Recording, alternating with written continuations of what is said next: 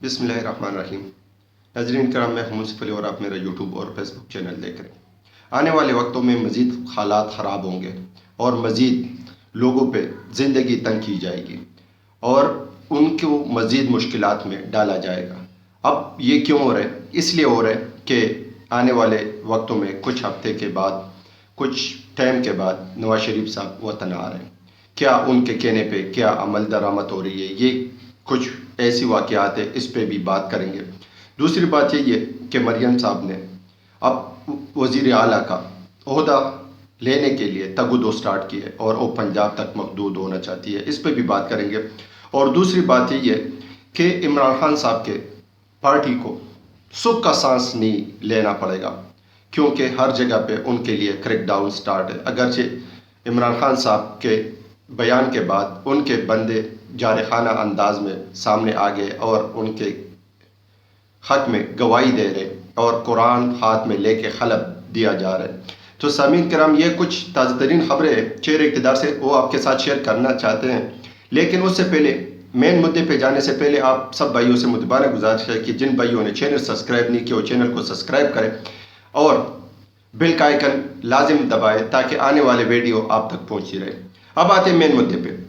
ناظرین کرام، عمران خان صاحب کی پارٹی کو ہر جگہ پہ مزاحمت کا سامنا ہے، جبکہ دوسری طرف پی ٹی آئی کے علاوہ نون لیگ والے ہر جگہ پہ کل عام جلسہ کر رہے ہیں، ان کو درخواست کی ضرورت نہیں ہے۔ ایم کیو ایم کر رہے ہیں، ان کو درخواست کی ضرورت نہیں ہے۔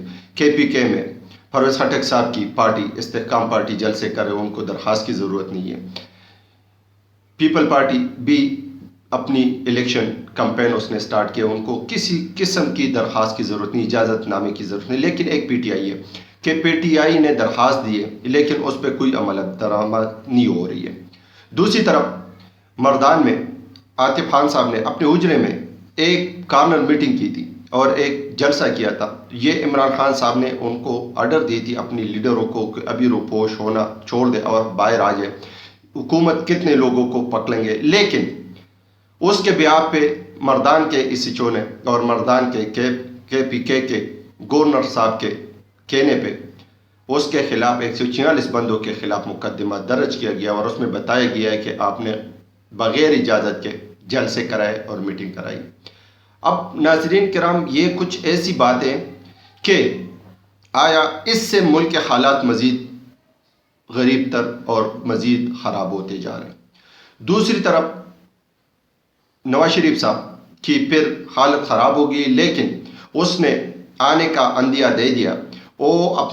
اس نے سارے نوکر اور سارے سٹاف کے ساتھ الوداعی پروگرام کی، ان سے ملے۔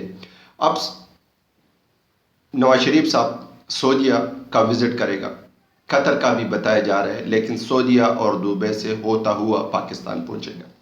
اور سعودیہ سے یہ تو ابھی ان کو شکل دیا گیا ہے کہ عمرے کے لیے جا رہے ہیں، لیکن وہاں ملاقاتیں ہوگی۔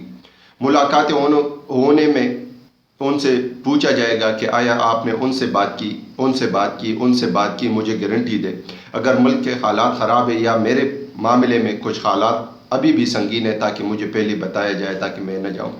تو وہاں سے ان کو گارنٹی مل جائے گی اور ان کو کچھ چیزیں ہاتھ میں پکڑوائی جائے گی کہ جب آپ اقتدار میں آئیں گے تو آپ نے پھر یہ کرنا ہے۔ اور اس طرح دبئی اور سعودیہ کا بڑا اہم رول ہے، تو وہ بھی دبئی سے ہوتا ہوا پھر پاکستان کے لیے پرواز پکڑے گا اور پاکستان میں پھر لینڈنگ کے اوپر اس کو یا تو جوڈیشنی ضمانت دی جائے گی۔ ان کے لیے معاملات سارے پاکستان میں طے ہوئے ہیں، کیونکہ وہ دلدادہ انسان ہے کچھ حلقوں کے برابر۔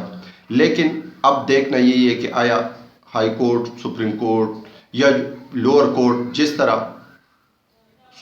چیف جسٹس خاموش ہے، کیا اب مزید خاموشی اور بھی آئے گی یا ان کے آنے پہ کچھ خاموشی توڑی جائے گی؟ یہ بھی وقت کے ساتھ آپ لوگ کے سامنے آ جائے گی۔ دوسری بات یہی ہے کہ مریم صاحب، اب ان کو پتہ ہی ہے کہ ہمیں وفاق میں حکومت نہیں مل سکتی، لیکن وہ اس بات کی ابھی گارنٹی لینا چاہ رہی ہے کہ اگر وفاق میں حکومت نہیں ہے، ان کو یہ سارے لیگل ٹیم نے سمجھایا ہے کہ وفاق میں معیشت کو بھی ٹھیک کرنے، پارٹیوں کو بھی چلانے، ان کے تحفظات بھی دور کرنے اور ملک کے حالات بھی اور کچھ حلقوں کو بھی ان کے من مانی کے مطابق ان کے رول کو ایڈمٹ کرنی پڑے گی. تو اس لیے اب نون لیگ والے وفاق سے پیچھے ہٹ گئے. اب وہ پنجاب پہ ساری توجہ اس کی مرکوز ہے، کیونکہ پنجاب میں بھی ان کا حال بہت خراب ہے اور پنجاب میں ان کی پوزیشن بالکل ڈاؤن ہو گئی ہے. اب وہ یہی سوچ رہے ہیں کہ پنجاب میں کم از کم ہماری حکومت آ جائے، اور مریم نواز کی اب وزیر اعلیٰ کی سیٹ پہ نظر جمی ہوئی ہے کہ وہ پنجاب میں وزیر اعلیٰ کے سیٹ سنبھالے اور پنجاب میں اپنا جو کھویا ہوا مقام ہے اس کو پھر بحال کیا جائے. دوسری طرف عمران خان صاحب نے پچھلے دنوں جو اپنے ورکر کو اور اپنے قیادت کو کہا تھا کہ آپ لوگ جارحانہ انداز میں سامنے آ جائیں، تو عمران خان صاحب کے حق میں بہت سے ان کے پارٹی لیڈر نے ہاتھ میں قرآن لے کے اور سامنے یہ بیان دیا گیا ہے کہ ہمیں عمران خان صاحب نے کسی سٹیج پہ بھی کسی میٹنگ میں بھی یہی نہیں کہا کہ اداروں کے خلاف جنگ چھیڑنی ہے، اداروں کے خلاف ہونی ہے، اداروں پہ کوئی بس زبانی کرنی ہے، کیونکہ ادارے ہمارے. اور وہ شروع دن سے یہ کہہ رہے کہ ملک کے فوج اگر مضبوط ہو تو ملک مضبوط ہوتا ہے. لیکن ان کو کسی نہ کسی طریقے سے غلط بیانی کے ساتھ جو ہے نا اداروں کے ساتھ لڑایا جا رہا ہے. اب جو دھماکہ ہونا تھا فوج اور عمران خان کو لڑانے کی، اس میں ٹس ہو گئی ہے، وہ ختم ہو گئی ہے. اب سارے لوگ آ رہے ہاتھ میں قرآن لے کے، تو قرآن کے سامنے کوئی بندہ جھوٹ نہیں بولتا. اب اس کے بعد اگر ان کی زبان یا ان کی کردار مختلف ہو جائے تو اس کا مطلب یہی ہے کہ ان کو یا تو مجبور کیا گیا یا ان کو پریشرائز کیا گیا یا ان کی کچھ انسان کی کوئی نہ کوئی مجبوریاں ہوتی ہے، اسی مجبوری کے تحت اس کو اپنی منشور سے اپنے حلف سے روگردانی کرنی پڑتی ہے، جس طرح عثمان ڈار صاحب نے کی، جس طرح صداقت عباسی صاحب نے کی. تو وہ مجبوری کے تحت ہو جاتی ہے. لیکن اب جو یہ بندے اگر بعد میں بیان چینج کر لیتے ہیں تو اس کا مطلب یہ بھی یہی ہوگا کہ وہ مجبور ہوئے تھے اور ان کو اتنا مجبور کیا گیا تھا، تب وہ اس نے اپنے بیان سے روگردانی کی. دوسری طرف ایک اور چیز ہے جو آپ لوگ کے ساتھ شیئر کرنا چاہ رہا ہوں.